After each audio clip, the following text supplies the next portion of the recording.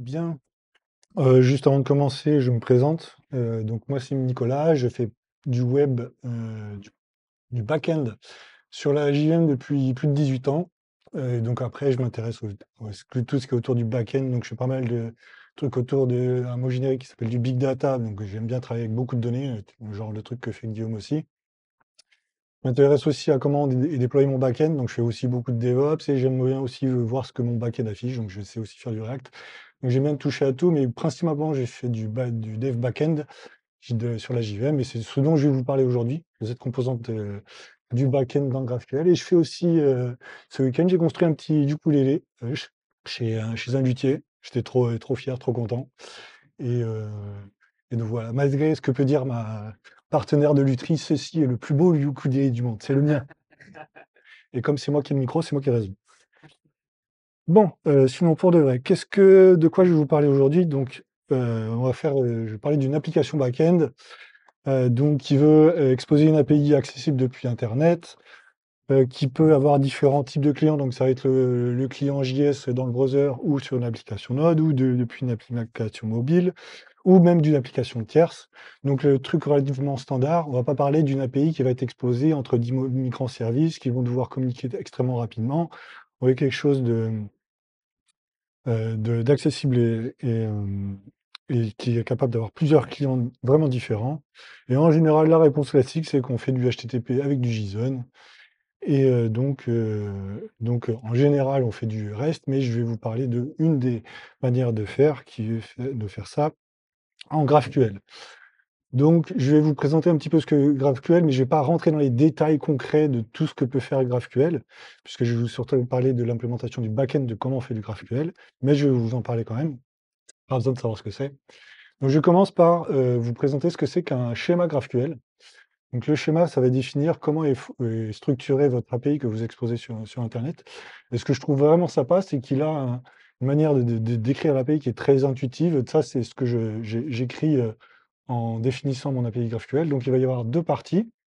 À gauche, la partie query qui vont définir les endpoints qui vont définir les accès en lecture de mes données.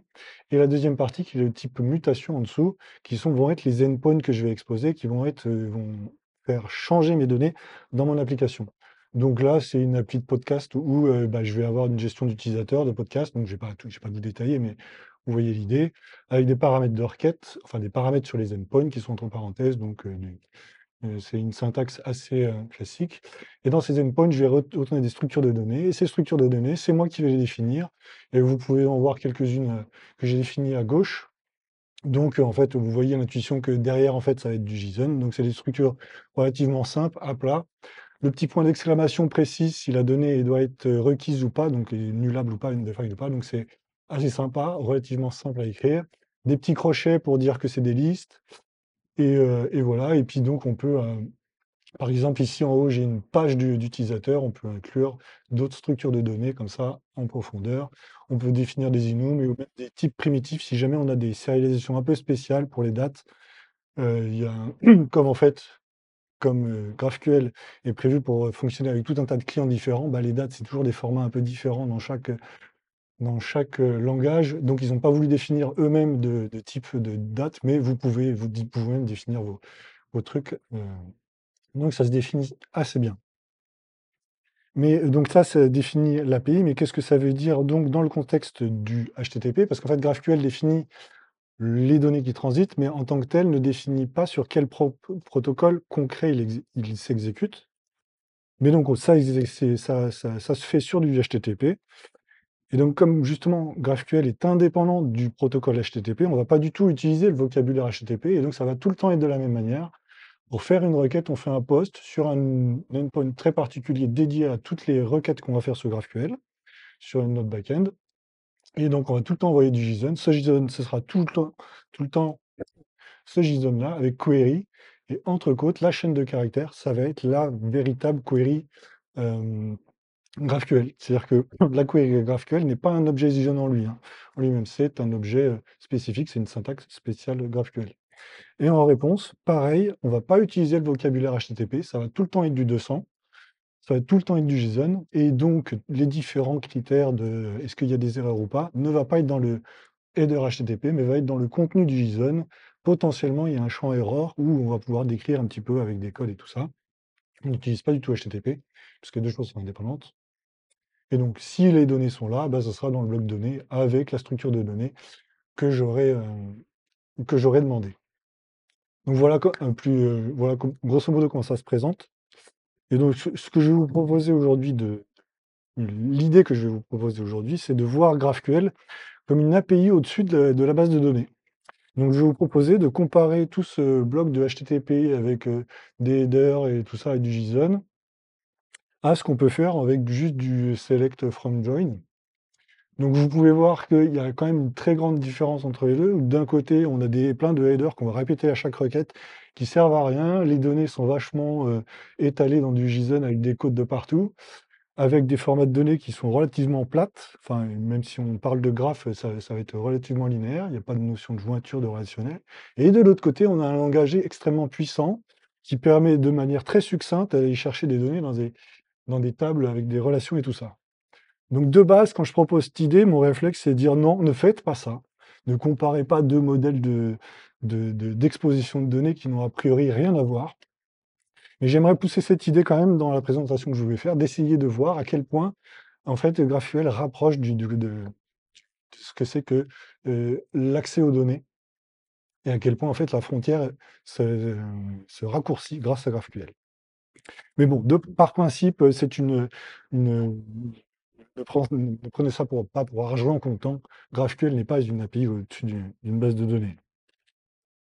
Donc, mais pour se lancer sur cette idée quand même, un des points importants de GraphQL, c'est que, donc là, je définis, pour se fixer un peu les idées, là, des endpoints qui vont exposer les podcasts. Donc là, j'ai deux endpoints. Un des endpoints qui expose l'accès à un podcast suivant son ID, et le deuxième, c'est une recherche paginée des podcasts. Donc deux endpoints qui vont me retourner des, des podcasts.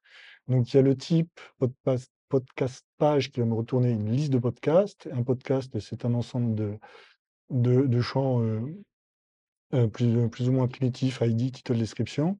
Mais on va pouvoir y inclure dans un podcast des références vers d'autres entités. Donc le podcast a une image et un podcasteur, quoi, un honneur, qui ont d'autres structures de données. L'utilisateur, lui aussi, a ses champs à lui, et va lui aussi référencer la structure image, qui va être un autre type de données. Donc on voit qu'avec ce petit endpoint, qu'on a une structure de données qui commence à construire pas forcément, en fait, on parle de graphe, mais en fait, c'est pas vraiment un graphe, c'est surtout un arbre en fait de données. Donc qu'est-ce qu'on va faire qu'est-ce qu'on va pouvoir faire de spécial par rapport à ça? Parce qu'en fait, quand on fait des API REST en JSON, on a aussi des arbres, des arbres de données en JSON, ça change pas grand-chose. La différence énorme grâce à GraphQL, c'est que c'est le client qui va décider de la structure de données qui va être envoyée. C'est-à-dire qu'ici, je vous ai décrit de manière détaillée quelle est la query que va faire le client pour demander des données au back-end. Donc la structure est la suivante, je démarre toujours par une query parce que c'est ce que je demande.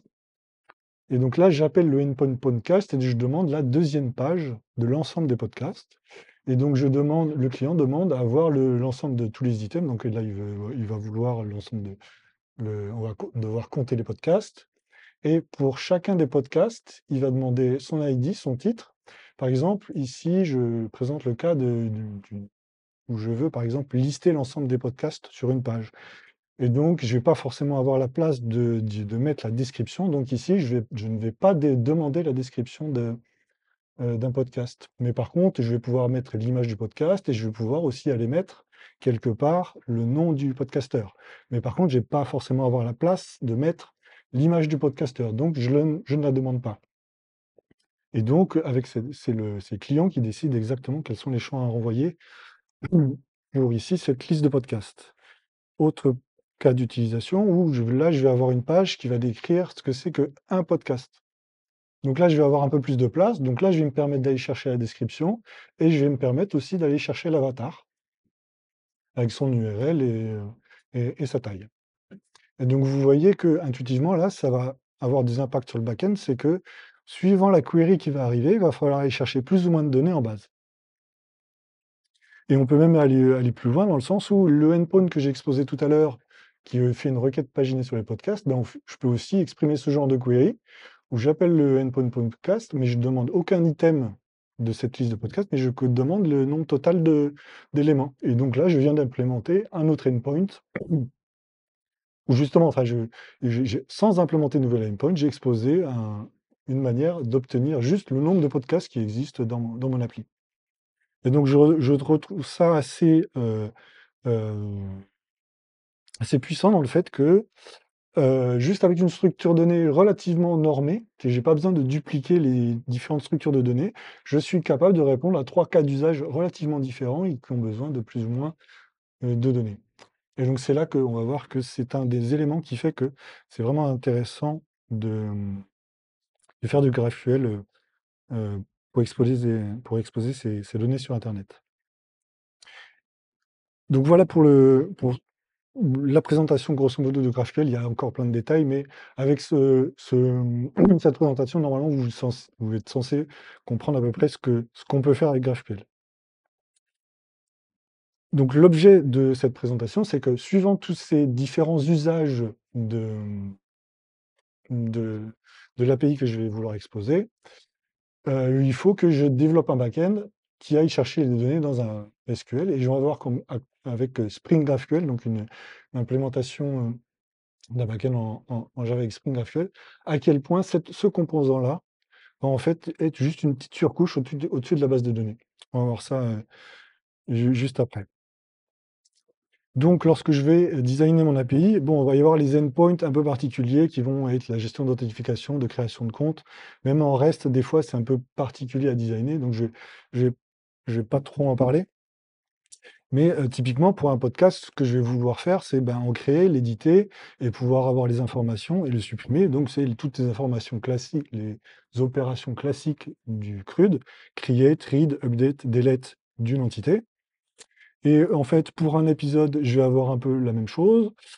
Pour l'image d'un épisode aussi, sauf que je vais pas pouvoir, mettre à jour une image, mais c'est un détail, pareil pour l'audio. Il y a aussi une notion de catégorie, pour les podcasts, donc il va y avoir un peu la même chose, et puis pour les subcatégories, et cetera, et cetera. Même des fonctionnalités un peu particulières comme le like et le follow, c'est aussi une création de ressources. Donc on aperçoit que ce pattern existe, se répète souvent, et c'est pour ça aussi que le REST, les API REST marchent bien, parce qu'avec des vocabulaires HTTP comme get, put, post et delete, on implémente, 80% d'une API. Et donc en GraphQL, comment est-ce que ça se traduit? Eh ben, j'ai dû, faire ce travail un peu, heu, un peu dupliqué, dans le sens où, eh ben, j'ai exposé mes endpoints, où je vais avoir donc cette partie read qui va être dans le type query. Donc là, il y a juste le R de CRUD, où, je vais avoir l'accès à une entité via son ID ou une recherche paginée, donc pour les users, pour les podcasts, pour les épisodes, pour les catégories, sous-catégories, et cetera. J'ai eu un grand nombre d'endpoints comme ça. Et donc là, le reste du CRUD, pareil, je vais avoir à chaque fois des create podcast, update podcast, delete, create update, et cetera, pour l'ensemble des entités. Et donc c'est assez répétitif, c'est tout le temps un peu la même chose, un peu comme ce qu'on peut faire en REST. Donc une fois que j'ai designé mon API, que j'ai déclaré mon schéma, comment est-ce que je code ça concrètement? Donc au niveau du modèle métier, bah, pour le coup, je fais du JPA Hibernate, relativement classique. Ça se mappe bien en base. Et donc à droite, c'est ce que je vais coder, grâce à Spring GraphQL. C'est un peu comme Spring MVC, on va mettre les petites annotations controller qui me dit que ma classe va être l'objet qui va le composant qui va être le contrôleur. Et avec ces 2 annotations, query mapping et mutation mapping, je vais mapper mes fonctions sur ces 2 parties de la spécification de GraphQL, qui est la partie query et mutation. Et ça se fait relativement, trivialement, hein. Le query mapping, se met sur la fonction a le nom du endpoint, on récupère les arguments, et à moi de me débrouiller pour construire l'objet qui va être ensuite récupéré par Spring GraphQL pour construire la réponse. Et donc concrètement, comment ça se passe, lorsque j'implémente, ces endpoints? C'est que donc le client, ici, il va vouloir, obtenir une requête paginée de podcast, et il va vouloir l'ensemble des items, l'ID, le titre, et aussi des informations à propos de l'utilisateur. Donc moi, ce qui arrive moi côté back-end, c'est que Spring GraphQL va appeler mon contrôleur et va appeler la fonction podcast avec les arguments plus ou moins remplis. Donc, c'est à moi d'implémenter correctement la fonction podcast. Donc là, après, je m'organise, j'appelle mon service, qui appelle mon repository, etc. Et in fine, quelque part, ça va faire un select en base. Et donc, ça va faire le select paginé pour aller chercher dans la table podcast. Donc moi, j'ai fait ça et donc je construis une liste de podcasts et c'est ce que je vais retourner à Spring GraphQL qui, à partir de cette liste, va donc me construire le résultat qu'a demandé l'utilisateur. Donc l'ensemble des items avec les ID et les titres et le nom du podcasteur. Donc à partir de cette liste, en fait, il va itérer sur la liste pour construire l'objet JSON, en fait. Et donc il va prendre, il va essayer de répondre à la requête exacte du client, dans le sens où il a demandé l'ID, et donc il va chercher l'ID sur le podcast. Il a demandé le titre, il va chercher le titre sur podcast. Ensuite, on demande l'honneur, donc il va chercher le get-owner. Donc tout ça, c'est fait par introspection, hein. J'ai rien eu à déclarer, juste parce que mon Pojo correspond exactement au nom dans GraphQL, ça marche tout seul, quoi. Donc il voit que j'ai un honneur, donc son honneur, il faut qu'il aille chercher l'ID, honneur.getID, jusque-là tout va bien. Donc il va chercher son first name, bon bah voilà, c'était intéressant, mais en fait, il faut se rappeler que comment j'ai mappé mon podcast, c'est que podcast.getOwner, c'est une relation que j'ai mis en lazy dans Hibernate. Donc ici, en fait, quand je vais chercher first name, en fait, Hibernate, il va me faire la query pour aller chercher le user. Donc, donc ça me remplit, donc j'obtiens le first name, et donc ça construit correctement mon objet JSON. Donc il continue, il va aller chercher le last name, bon, c'est rempli. Et comme c'est une boucle et il y a plein de podcasts à faire, il faut recommencer. Pour le podcast suivant, chercher l'ID, le titre, on va le chercher l'honneur, mais bon, bah, ça refait une requête SQL. Ah, ben en fait, il y a encore un autre podcast à aller chercher, ça refait une requête SQL. Donc vous voyez le mauvais pattern qui arrive, c'est pas cool. Non, faut pas faire ça. Donc c'était très intéressant, mais donc ça permet de voir que très facilement, j'ai pu exposer mon API, j'ai pu exposer mon projet, mais il faut faire gaffe parce que on a donné le contrôle de quantité de données à aller chercher au client, mais il faut faire attention au fait que c'est donc lui qui contrôle la manière dont vous allez chercher les données. Et pour le coup, dans l'implémentation dans mon backend, j'ai pas eu la maîtrise concrète de la quantité de données que je suis allé chercher. Mais il y a tout un moyen, bien sûr, il y a tout un moyen de correctement gérer ça avec la notion de data loader.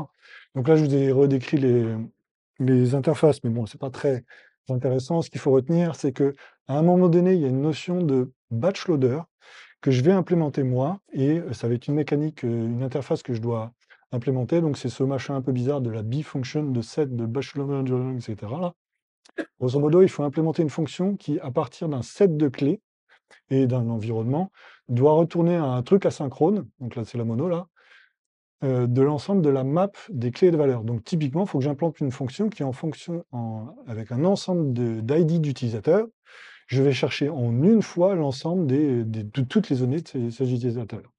Et à partir du moment où j'ai implémenté un batch loader, en fait, c'est GraphQL Java derrière le truc, derrière Spring GraphQL, il va me donner des classes qui sont des data loaders, qui ont une API qui vont me permettre de pouvoir charger un par un des utilisateurs de manière asynchrone. Et on va voir à quel point ce machin est extrêmement utile.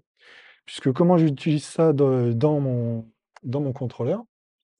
Donc, je déclare, alors je sais pas si vous êtes peut-être gêné par le soleil là. Euh, je sais pas trop comment faire, mais donc je déclare un batch loader. Donc, je sais pas si vous voyez bien, mais donc je fais ce machin-là qui, en fonction d'un ensemble de user ID. Ah oui, vous avez télé, c'est vrai. Donc je prends la registrie, je m'enregistre auprès de cette registrie en déclarant que je déclare un batch loader qui est capable de gérer le mapping entre des longs et des users, et mon implémentation, c'est celle-là. Donc après, c'est du Kotlin, donc ça m'a évité de taper trop de code et que ce soit relativement succinct. Et j'implémente ce machin-là qui, en fonction d'un ensemble d'ID, je vais chercher l'ensemble des users. Donc là, j'appelle mon service, mon implémentation, mon repository. Donc ça, c'est le truc classique qu'on fait habituellement. Donc ça, c'est la définition juste du batch loader. Et après, dans l'implémentation de mon contrôleur, j'ai une troisième annotation Spring GraphQL qui s'appelle Schema Mapping, qui va me permettre d'overrider comment est accédé l'honneur sur un podcast. Donc c'est le premier argument de la fonction, la podcast. Et donc Spring GraphQL va appeler cette fonction à chaque fois qu'il va devoir aller chercher un honneur sur un podcast. Et donc dans cette fonction, je peux me faire injecter un loader, un data loader. Et donc c'est ce data loader que je vais utiliser pour demander le chargement d'un utilisateur de manière asynchrone. En fait, typiquement, ce qui va se passer, c'est que donc il va toujours y avoir la mécanique de cette boucle qu'on a vue tout à l'heure, qui va aller chercher un par un tous les honneurs, mais en fait, ça va construire une liste de completable future, dans le sens où ça va pas vraiment aller chercher les données tout de suite, ça va construire cette liste-là. Après, c'est la mécanique GraphQL Java qui va s'occuper de collecter l'ensemble des ID que j'aurais fournis à ce loader-là, qui va me le fournir à mon batch loader. Ensuite, ça va me faire ma requête en une fois, et ça va résoudre de manière asynchrone ces complétables futures pour que ça remplisse mon user. Donc là où j'avais au départ, comme tout à l'heure, la première requête qui va aller chercher l'ensemble de tous mes podcasts, la deuxième requête, ça va être aller chercher l'ensemble de tous les utilisateurs dont l'ID est parmi cette collection. Et donc le cas d'utilisation de tout à l'heure me garde un back-end tel qu'on peut l'implémenter de manière relativement classique aussi avec une API REST avec juste deux requêtes SQL. Donc il faut faire gaffe à ce genre de choses, dans le sens où, attention, on donne du contrôle au client et il faut faire gaffe à ce genre de piège. Et il y a d'autres pièges encore. Là, c'est le cas d'utilisation où j'expose à propos d'un utilisateur, c'est les données d'un utilisateur et aussi une recherche paginée d'utilisateur. Et j'avais 4 autres endpoints là qui parlent de données à propos d'un utilisateur. Si vous remarquez, le premier argument de chacun des endpoints que j'utilise, c'est toujours un ID d'utilisateur. Et à un moment donné, je me suis dit, mais sur la structure de données user, par rapport au premier endpoint où je vais chercher les données à propos d'un seul utilisateur, bah, je pourrais aussi, dans cette structure de données user, bah, offrir les autres données qui sont un peu ces autres endpoints, mais directement dans la structure d'user. Et je mets juste le premier paramètre, qui était l'ID d'user, puisque ça devient le contexte de la création de sa structure de données. Et donc je me dis, ah c'est chouette, le premier endpoint est beaucoup plus facile à utiliser. Sauf que je me suis fait avoir parce qu'en fait, avec le deuxième endpoint qu'on voit juste après, qui est la recherche paginée d'utilisateurs, il faut se souvenir que cette recherche paginée va me retourner une liste d'utilisateurs. Et donc GraphQL, Spring GraphQL va refaire cette boucle sur les utilisateurs, cet utilisateur, et donc il faut que je puisse implémenter un machin qui, en une seule requête SQL, comment dire, il faut que vous voyez que, en fait, dans ce deuxième endpoint, potentiellement, il faut que je fasse une requête paginée d'utilisateurs dans lequel il va y avoir, pour chaque utilisateur, des requêtes paginées de podcast. Donc, une requête paginée de requête paginée. Donc, quand je me suis aperçu de ça, j'ai vite dit à Thomas: «Non, mais en fait, je veux plus exposer ça, tu peux faire autrement, s'il te plaît? Parce que je suis en train d'exposer un truc qui va me poser des problèmes».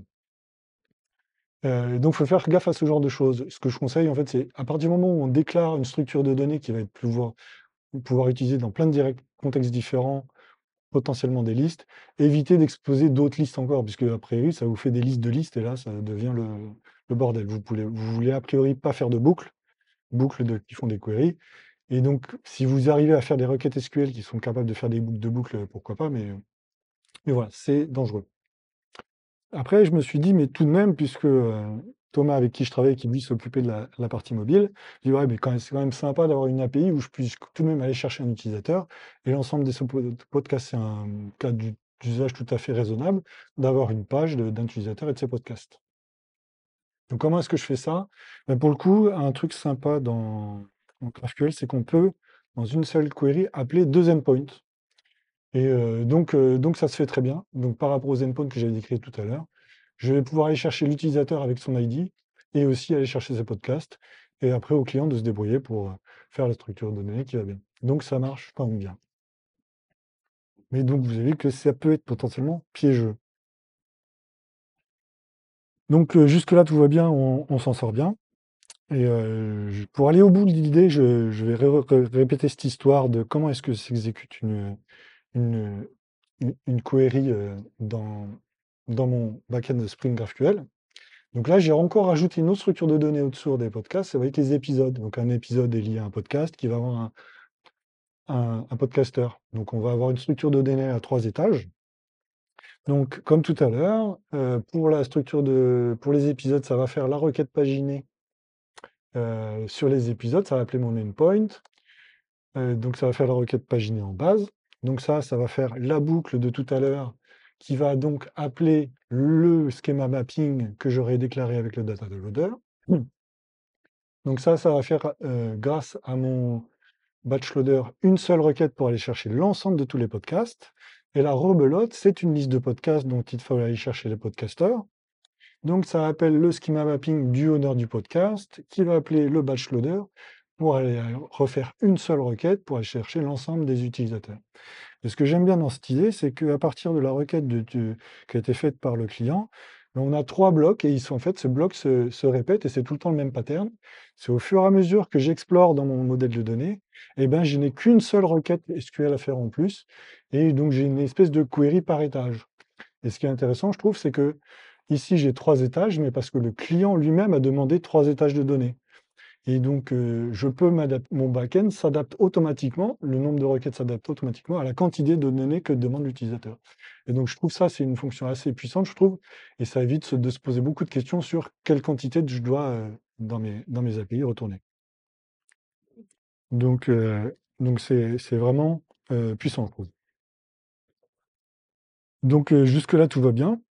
Et je ne sais pas si vous avez remarqué, mais au fur et à mesure que je vous parle de mes implémentations, mais en fait, à chaque fois, mes services, c'est juste des passe-plats vers le repository. Parce qu'en fait, mes API sont très crudes, c'est du crude, ça se fait très bien en SQL, donc ça se traduit très bien et j'ai pas cette problématique de: «Ah, quand est-ce que je dois faire des jointures ou pas?» C'est le client qui le décide et la mécanique Spring GraphQL, c'est elle qui s'en occupe, c'est pas dans mon code de mes services. Ça, je m'en occupe pas trop. Et donc au final, ben, en fait, mes implémentations, de mon bac, j'avais une correspondance relativement bête et méchante à chaque fois. Pour tous mes types d'entités, bah, j'avais, mes accès à une entité et donc ça me faisait juste un select sur ma table. Si j'avais besoin d'une requête paginée, bah, ça se traduisait très bien dans une requête paginée en SQL et tout ça était, relativement automatique, il y avait pas grand chose à faire. Mon code des services faisait pas grand chose, mes repositories pas grand chose donc finalement, est-ce que tout ça pourrait pas être automatisé? Est-ce que finalement, GraphQL n'est pas une API au-dessus d'une, base de données? Donc, je suis allé un peu chercher et j'ai vu qu'il existait une extension à Postgre pour, exposer GraphQL exposer, Postgre avec une API GraphQL, donc pourquoi pas. J'ai vu aussi qu'il existe une implémentation native en GraphQL, donc ouais, pourquoi pas. Est-ce qu'on n'est pas sur le point d'inventer un NoSQL 2.0 là? Vous le sentez ou pas? Ouais, sauf qu'en fait, j'ai triché, bien sûr. C'est qu'en fait, dans mes services, bah, je vais avoir de la gestion de droits. Donc vous me direz: «Ouais, mais il existe certaines implémentations de bases de données où vous pouvez faire un petit peu de gestion de droits», mais hop, en fait, lorsque je veux publier un épisode, j'ai une notion d'état, à gérer, qui est un peu de la mécanique métier. En fait, il y a un peu de métier dans mes services quand même, de temps en temps. Et en fait, il y a aussi, en fait, dans mon appli de podcast, certains utilisateurs peuvent demander à bloquer, certains utilisateurs. Donc à chaque fois que je vais chercher du contenu dans ma base, il faut que je sache quel utilisateur est en train de regarder du contenu et que je dois exclure tout le contenu qu'il a bloqué. Donc en fait, mes selects, ils sont plus relativement triviaux. Il y a un petit peu de trucs à faire de temps en temps. Il y avait aussi cette problématique ah oui, je peux ordonner les podcasts que je cherchais par rapport au fait que, je veux l'ensemble des podcasts ordonnés par le nombre d'écoutes qu'ils ont eu dans la semaine. Et donc ça, l'order by, bah, pour le coup, il était un petit peu touchy, donc c'est pas le truc qui se traduit automatiquement. Heu, donc tout ça pour dire que, bah, en fait, ça se traduit il y a quand même un peu de métier à faire et même un truc super intéressant une problématique que j'ai eue, c'est que, bah, l'email des utilisateurs, je ne veux pas l'exposer à tous les utilisateurs. L'email de l'utilisateur, je vais seulement l'exposer à l'utilisateur lui-même ou aux admins de mon application. Aux autres utilisateurs, j'ai pas le droit. Et donc là, avec la notation schema mapping, je peux m'assurer que l'accès au champ email de user ne sera autorisé que si, bah, là, j'utilise des notations de Spring Security avec mon Security Manager qui implémente ma logique métier de est-ce que j'ai le droit d'accéder ou pas à cet email. Et je trouve ça relativement puissant et relativement efficace à faire. Je trouve ça sympa. Donc tout ça, c'est cool. Donc il y a quand même du métier à faire. Et après, je sais pas si vous avez remarqué, mais j'ai pas mis de DTO dans mes exemples. J'expose directement dans mes contrôleurs mes classes de mes entités JPA. Alors que d'habitude, on essaye quand même d'avoir des classes qui décrivent les données qu'on va transmettre sur internet parce qu'on veut avoir un contrôle fin de quelles sont les données qu'on va exposer à internet. Parce que typiquement, en base, on va stocker le hash du password, mais on veut surtout pas l'exposer dans nos API HTTP. Donc en général, on a 2 structures de données bien différentes. En plus, ça matche bien avec les problématiques d'architecture hexagonale. On arrive à bien séparer les choses, on est content. Et ben moi, en fait, non. J'ai quand même pris le parti d'exposer directement les entités JPA directement dans les contrôleurs. Et je fais énormément confiance au schéma. Parce que pour le coup, moi, dans mes API, j'aime bien les définir à partir du schéma que je vais exposer à l'utilisateur. Je ne vais pas partir de mon code back-end pour générer une déclaration d'API automatiquement. Comme ça, lorsque j'ai écrit mon API, je suis exactement sûr des champs qui vont être exposés et la mécanique de GraphQL, de Spring GraphQL va m'assurer que, en fait, jamais il va accéder à des propriétés qui n'existent pas. J'avoue que c'est un peu discutable, mais moi, ça me satisfait quand même. Parce qu'en fait, moi, d'habitude, j'ai parcouru pas mal de back-end et en général, je vois ça. Et ça, je trouve ça pas ouf, hein, quand même, de mettre juste un JSON ignore sur l'entité JPA pour s'assurer que cette classe qui va être exposée dans les couches du contrôleur, on pense, on s'assure que ce password, ce hash de password ne soit pas exposé. Et donc, faut surtout pas oublier d'ajouter cette notation, sinon en plus, avec les générateurs Swagger et compagnie, ben, on peut ou si on oublie ce genre d'annotation, déclarer officiellement qu'on expose des passwords. Pas les hash des passwords, ce qui est pas ouf. Donc, pas ouf. Sinon, il y a la technique d'avoir une vraie classe DTO. Donc, ça nous fait ce genre de code. Donc là, j'ai poussé le vice jusqu'à un peu l'extrême, mais bon, c'est du code assez inintéressant et même des fois, on peut avoir des petits bugs qui s'insèrent. Et je sais pas si vous voyez, il y a un petit truc à trouver. Et donc, bien vu, ça a été rapide tout de même. Mais donc, c'est ce truc qui ne se voit pas forcément, surtout qu'en plus, là, j'ai fait ça en Kotlin. Donc, j'ai pu déclarer les, euh, les noms des paramètres du constructeur. En Java, si vous avez versé de lignes, bah, vous ne le voyez pas du tout, quoi. Donc, je trouve ça en plus un peu ennuyant, voire ça donne un peu la dépression, ce genre de code, tellement c'est inutile. Bon, après, il existe des manières, des outils d'automatiser ça, mais bon. J'aime bien ce compromis, surtout que ça me permet d'avoir une petite approche MVC dans le sens où mon modèle reste très modèle. Il n'y a aucune annotation qui va parler de ces couches externes du contrôleur, pas de JSON machin, schema binding, tout ça. Je vais garder cette problématique contrôleur dans un contrôleur classique où je vais avoir mes endpoints. Et même en fait, ce contrôleur, je vais pouvoir le couper en deux, grosso modo, et faire en sorte que, bon, bah, je suis quand même obligé de mettre cette annotation contrôleur sur cette classe UserView parce que c'est comme ça que marche Spring GraphQL, mais en fait, je peux décorréler cet aspect contrôleur de comment est-ce que j'expose concrètement mes champs avec ces schema mapping, par exemple, ici sur l'email. Et donc, comment est-ce que j'expose ces méthodes, ces données. Et donc, j'aime bien cette approche, je trouve ça vachement fluide et tout ça, et ça déduplique énormément de code, ça me permet d'être assez efficace, j'aime bien. Donc, tout ça étant dit, on a parcouru un peu tout ça. Donc, est-ce que, au final, GraphQL est une API au-dessus d'une base de données? Bah, avec cette approche de query par étage que vous exposez, où c'est le client qui définit la manière dont il va chercher des données et que c'était relativement automatique tout de même, même s'il y avait quand même de temps en temps des problématiques métiers, mais mon modèle de base de données et le modèle que j'exposais dans mon API GraphQL étaient relativement proches. Et donc le contrôleur service de AO était relativement triviaux et en fait, il n'y avait pas beaucoup de choses à faire dans cette chaîne-là. Et c'est pour ça que j'aime bien cette approche dans le sens où, effectivement, concrètement, lorsque je fais ma requête GraphQL, je décide un petit peu de la requête SQL qui va être faite derrière. Il y a un petit peu de problématique métier au milieu, mais il n'y a pas grand-chose. Mais on a vu que ça portait des risques, puisqu'on donne le contrôle au client. Alors là, je l'évoque rapidement, mais on ne va pas rentrer dans les détails, mais il y a une notion de data fetcher qui permet de contrôler de manière générique comment on accède aux données ici, c'était mes entités. Par exemple, ce que je proposerais, c'est si à un moment donné, cette mécanique tente d'accéder à une propriété sur laquelle il y a un at machin many, bah là, ce machin-là pourrait péter une erreur de manière violente pour me dire: «Non, ne fais pas ça, tu dois absolument passer par un data loader».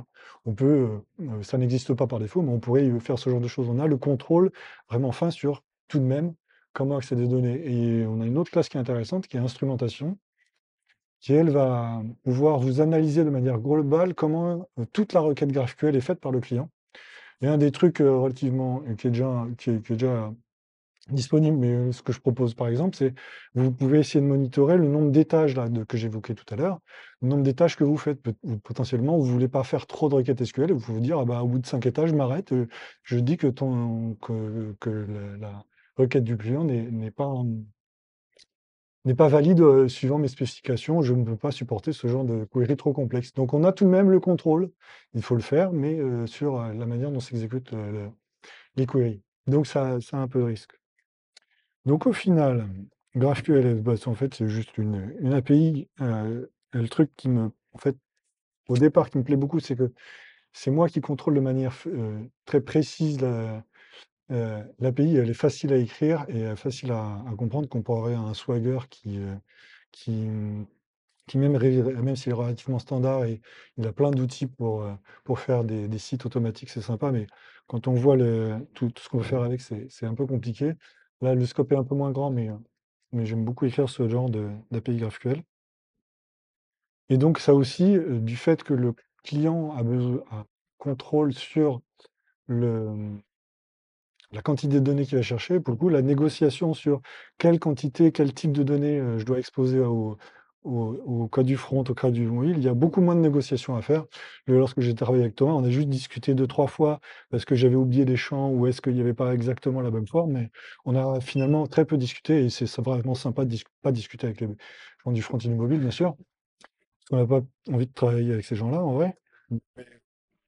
Mais non, en vrai, franchement, c'est très cool. Ça rend la discussion beaucoup plus intéressante que est-ce que je prends ce champ-là ou pas, gna gna gna. Pas très intéressant, quoi.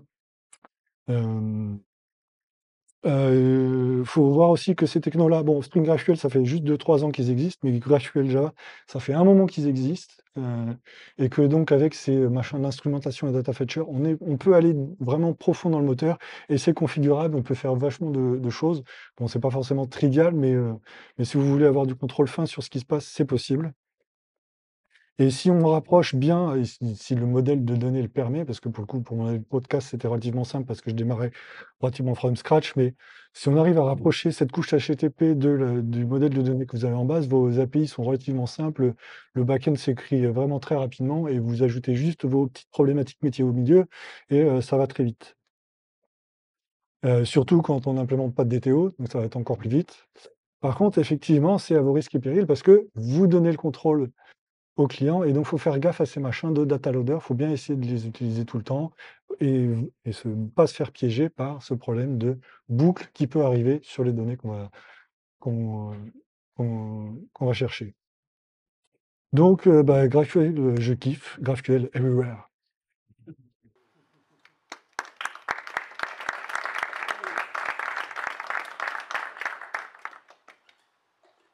Donc si vous avez des questions sur un peu des détails sur ce que j'ai fait, oui. Oui, les différents, j'ai perçu du compatible feature. Ils sont tous exécutés de façon parallèle. Alors, est-ce que les data loaders sont exécutés de manière parallèle, étant donné qu'il y a des complétables futurs? J'avoue, je suis pas allé regarder dans les détails, mais je suppose que, et pour le coup, il y a une idée intéressante derrière, c'est que, étant donné que je travaille avec des objets asynchrones, bah, potentiellement, cet objet asynchrone, je peux essayer de le construire directement à partir de ce que je suis en train de faire dans le repository en base de données. Donc potentiellement, toute la chaîne qui part de GraphQL jusqu'à la base de données peut être asynchrone. Et j'imagine, je ne suis pas allé voir, je t'avouerai, j'ai pas eu le temps, parce qu'en fait, moi, je me suis pas trop pris la tête, il a fallu que je sois assez rapide dans l'implémentation. Donc, toutes mes API, mes accès en base de données étaient en accès synchrone, mais je suppose que tout ça est fait de manière en parallèle et tout ça. Oui. D'autres questions? Re-question, oui.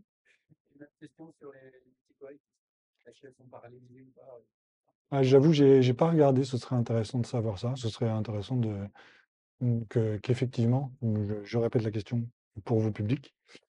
Est-ce que les multi-queries qui existent qui est possible en GraphQL peuvent être exécutés en parallèle?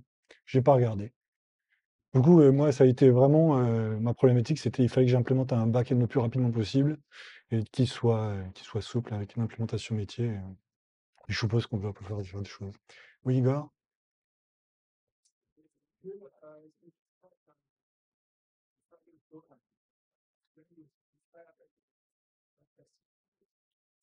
Donc, effectivement, il y a cette problématique. Est-ce que je ferai du file upload en GraphQL? Parce que vous l'avez vu, mes endpoints et même ce que je déclare en GraphQL, ce sont des objets JSON qu'on upload. Donc, si on a besoin d'uploader des images et des PDF, comment est-ce que je fais? Puisque ça va être des blobs de data. Est-ce que dans un JSON, j'envoie des blobs de data? En plus, en HTTP en général, surtout dans les browsers, on va faire du multipart, etc. Donc, il existe des manières de faire du multipart et de transformer ça en GraphQL. C'est pas supporté de manière officielle justement par Spring GraphQL au moment où je l'avais fait. Comme j'ai voulu être rapide, je l'ai fait quand même. Mais pour le coup, enfin, c'est relativement facile d'exposer d'autres endpoints, vu que je suis en Spring MVC, c'est très facile d'ajouter un autre endpoint HTTP sur lequel vous uploadez vos images et cet upload, c'est juste pour ça, pour uploader vos machins. Je recommanderais plutôt de faire du classique parce que il peut y avoir des problématiques parce que dans ce multi-query, potentiellement, vous pouvez faire beaucoup de queries dans une seule query. Donc, qu'est-ce qui se passe si vous essayez d'uploader plusieurs fois des images dans une seule query GraphQL? Je ne sais pas trop ce qui se passe. Et a priori, enfin, à l'époque où j'avais regardé ça, c'était seulement des problèmes de sécurité, de se protéger du fait que qu'est-ce qui se passe si on nous bourre d'upload de file upload, quoi. Donc plutôt non, a priori. Les stacks aujourd'hui ne le supportent pas. Et c'est relativement facile de faire ça par ailleurs. Donc voilà. Oui.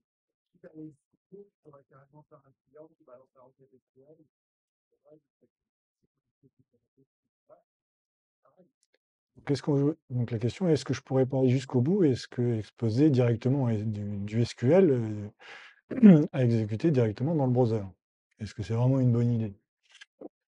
Bah non, puisque pour le coup, comme je vous l'ai dit, il y a des problématiques métiers euh, à faire sur la sécurité. Après, bon, c'était Arnaud qui m'en causait. Il existe des bases de données où vous pouvez implémenter un peu de métier dans la base de données, sur des gestions d'accès, sur est-ce que j'ai le droit d'accéder à une table ou pas. Après, moi, par défaut, j'ai une appétence pour essayer de- d'être plutôt data-driven, dans le sens où je pense d'abord au modèle de données tel qu'il va être stocké.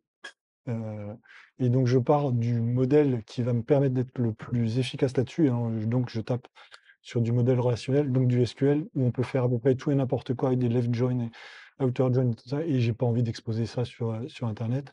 Et en même temps, j'ai pas envie de me brider avec une techno de base de données où je vais pas pouvoir faire grand-chose, quoi. Ou parce que ça va être une API exposée sur Internet, bah, je vais pas pouvoir faire une dizaine de joins dans ma query parce qu'il faut que je tape sur 4 tables en même temps, parce que mon problème métier pour être efficace, c'est de faire ça. Et est-ce que j'ai vraiment envie d'exposer ça sur Internet? Non. Donc plutôt non. Ah, on va être raisonnable. Est-ce qu'il y a d'autres questions? Oui.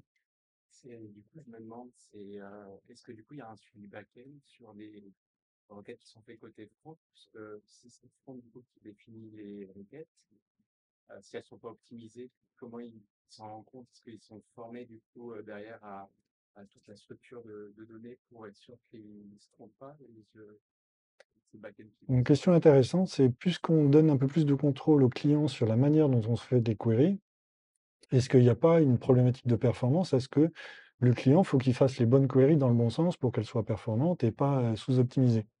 Et donc ça, c'est la problématique, à mon avis, plus du back-end, d'exposer correctement son API pour pas faire des pièges comme je m'étais fait, dans le sens où j'exposais des listes de listes, et dans le sens où c'est la responsabilité du back-end d'exposer des API qui vont pas exploser le back-end, en fait. Puisque vous savez pas exactement quel client vous appelez, vous savez, et à défaut d'essayer de correctement former le partenaire avec qui vous travaillez pour faire l'application mobile, vous exposez des API sur Internet, bah, potentiellement, c'est pas votre pote en fait qui est en train de vous appeler, c'est un hacker qui est en train d'essayer de démonter votre site. Et qui en fait, juste en 3 clics, vous démonte votre site sans trop d'efforts. Donc, c'est plus une responsabilité du back-end de maîtriser euh, les données qui sont exposées tout de même. Et a priori, comme les données vont être, ça s'appelle GraphQL, mais en fait, c'est pas un graphe, hein, c'est vraiment un arbre qui va être exposé.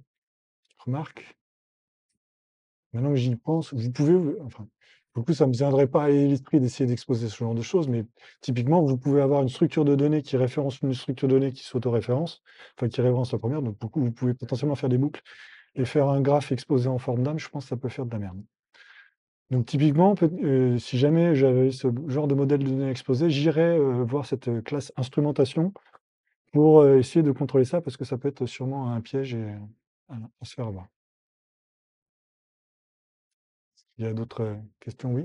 Oui, si tu as un retour d'expérience sur les notifications GraphQL, ça peut se faire autour de J'ai pas. Donc, est-ce que j'ai un retour d'expérience sur les notifications GraphQL? Parce que pour le coup, j'ai pas du tout utilisé ça. Je sais que ça existe. Donc, en fait, ça, c'est un principe où le client reçoit. Enfin, pour le coup, je maîtrise pas ce sujet. ça. Ouais, voilà, c'est du push. Et pour le coup, je sais même pas comment ça a été implémenté en HTTP. Il y avait des WebSockets, je sais pas. Mais pour le coup, c'est là où je suis pas rentré dans les détails de tout ce qui est capable de faire GraphQL. Je vous ai exposé juste comment est-ce que mon backend classique expose des API. Et vraiment, cet aspect de j'ai pas besoin trop de me prendre la tête sur la gueule des API, sur savoir quelles données exposer, était grandement appréciable. Oui, Thomas? Mais quels sont vos points, les points qui fait que ça va pas bien, parce que Pour un côté client. Donc la question, c'est, pour le coup, moi j'ai beaucoup parlé du back-end, mais quel est l'avantage côté client d'utiliser GraphQL? Donc c'est, comme tu le dis Manu, hein, tu parles dans ta barbe, mais c'est vrai, c'est pour éviter de se causer en fait, puisque j'ai exposé mon API et hop, c'est bon, tu peux décider toi-même de la quantité de données à aller chercher. Après pour le coup, on avait regardé et puis il existe de très bons clients GraphQL qui sont très bien intégrés, au monde React, au monde mobile. Pour le coup, ça c'est plus toi qui pourras en parler, mais a priori ça s'est très bien passé et qui sont capables, aussi, pour le coup c'est Apollo qui fait ça, qui sont capables. Il y a une notion de réactivité à avoir dans les applis web clients, dans le sens où, dans une page, la donnée d'un utilisateur, vous vous connectez par exemple, vous avez votre image qui apparaît en gauche, mais peut-être qu'il y a un peu des données de vous connecter qui doit apparaître en bas à droite, etc. Un peu dispersé, un peu de la même donnée qui doit apparaître un peu partout dans la page. Et si jamais vous avez. Qu'est-ce que c'est que ça? Si jamais vous avez cette problématique bah, en fait, dans votre client JS, vous avez à mettre à jour l'entité user. Donc ça va aller demander au back-end, bah, mettre à jour mon entité. Ça va faire un retour avec le modèle de données l'objet user qui va être modifié. Et les API sont assez très bien intégrés à ces systèmes de store qui existent dans les différentes technofronts, dans le sens où cette donnée va être propagée efficacement dans toutes les ap toutes les, parties de votre page. Enfin, je sais pas si j'ai été clair, parce que pour le coup, je suis pas un développeur front, en moi-même, mais j'ai un peu d'appétence et donc j'ai vu qu'il y avait cette possibilité et c'est très bien intégré. Pour ceux qui ont du front, j'espère que ça vous parle un petit peu. Et il y a une bonne réactivité, enfin, ça s'intègre bien à la problématique de réactivité d'une page web, quoi. C'est bien intégré. Et puis c'est du HTTP JSON, donc j'ai même vu, c'est euh, c'est Guillaume qui lui avait fait la partie de la page web. Lui, il n'avait même pas du tout utilisé de client spécifique JS. Lui, il avait directement fait ses requêtes HTTP avec Fetch de JS. Il faisait ses posts en JSON et ça passait très bien aussi parce qu'en fait, il avait juste deux, trois appels à faire et il n'a pas voulu importer toute une librairie JS pour faire ça. Donc même si vous voulez pas embarquer tout un client, que des requêtes HTTP en JSON, ça se fait bien aussi. Ouais. GraphQL Everywhere.